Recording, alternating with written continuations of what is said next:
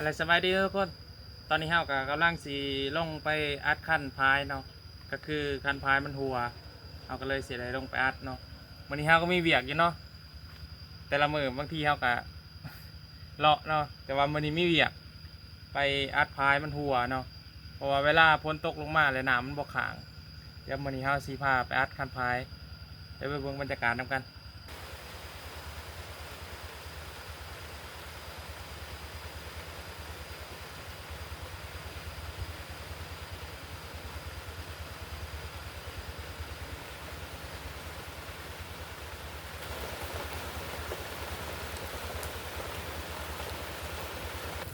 คนบ่เคยเฮ็ดเวียกกำลังสิไปเฮ็ดเวียกฝนตกซับ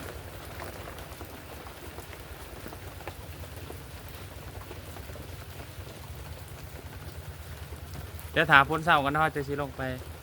เพราะว่าตอนนี้ฝนตกกลับขึ้นมาใหม่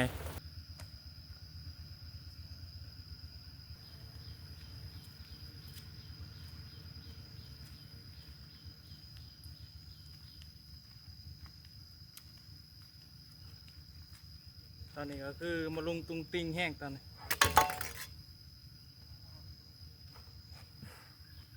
นี่คือมันหัวเนาะปกติทอในตัวนี้แต่มันหัวเขาไปทางค้างมองว่าไงเนี่ย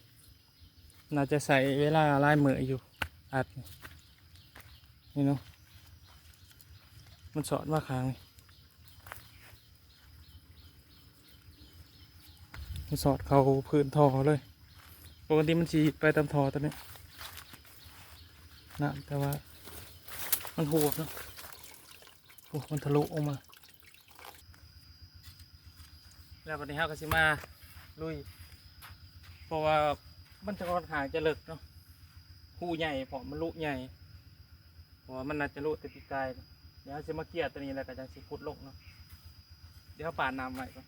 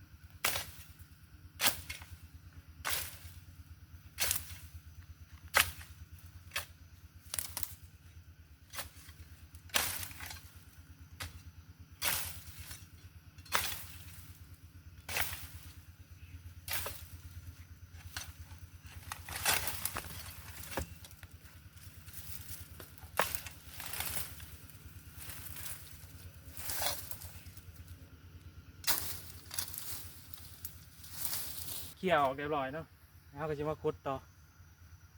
เฮ้ยเมื่อยแล้ว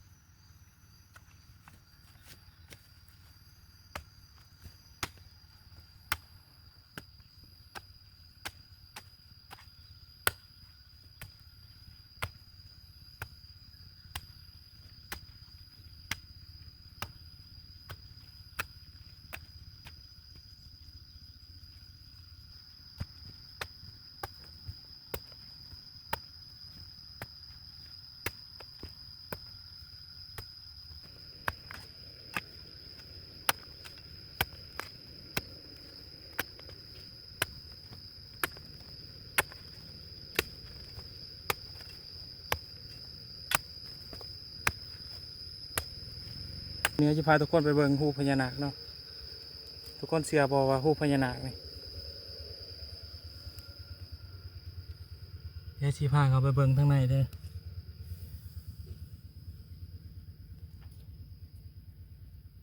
นี่คือหูพญานาคเนาะ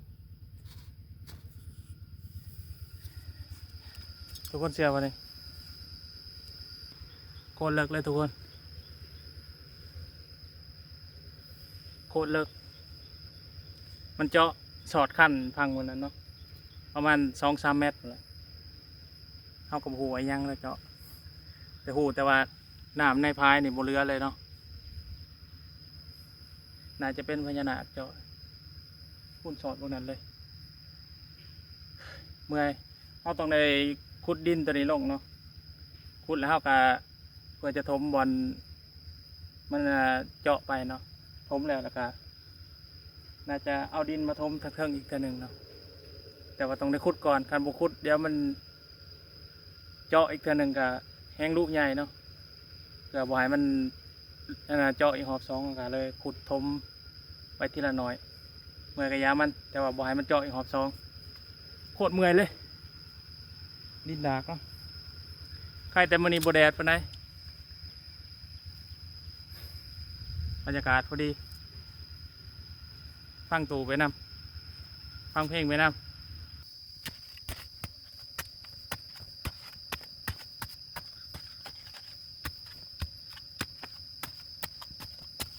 โคตรใหญ่เลยผม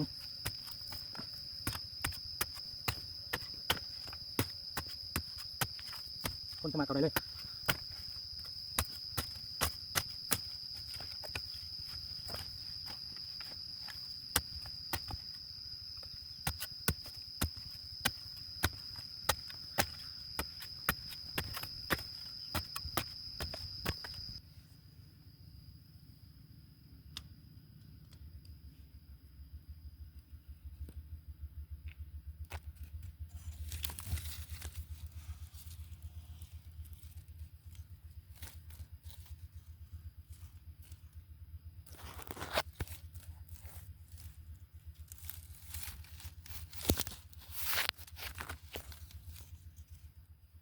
โอ้โหเลิก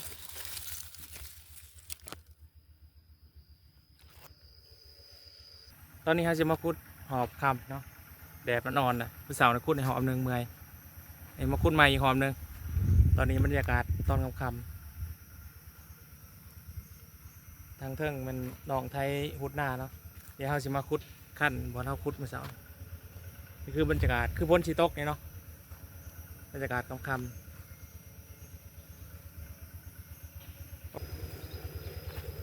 นี่คือวิชาการใหญ่เนาะเป็นมาเสกงานว่างานไปจะได้2 มื้อไปจะได้เลิกวะ2 มื้อดูวิชาการใหญ่เพิ่น2 เพิ่น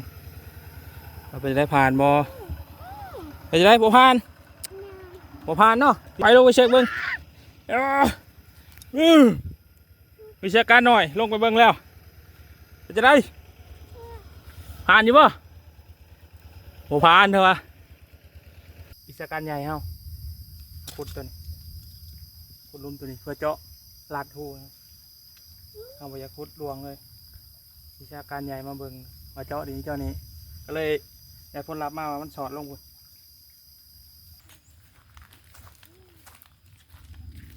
ลองเพลงดู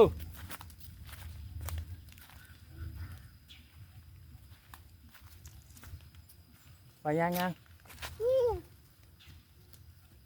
ลูก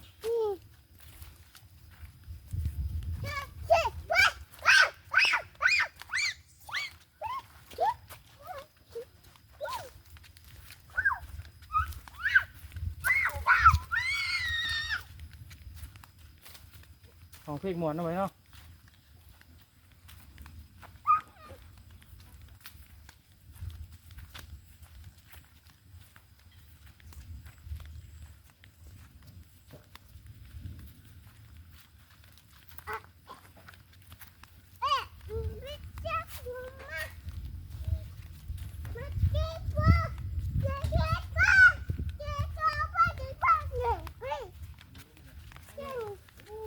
ของเพลงว่า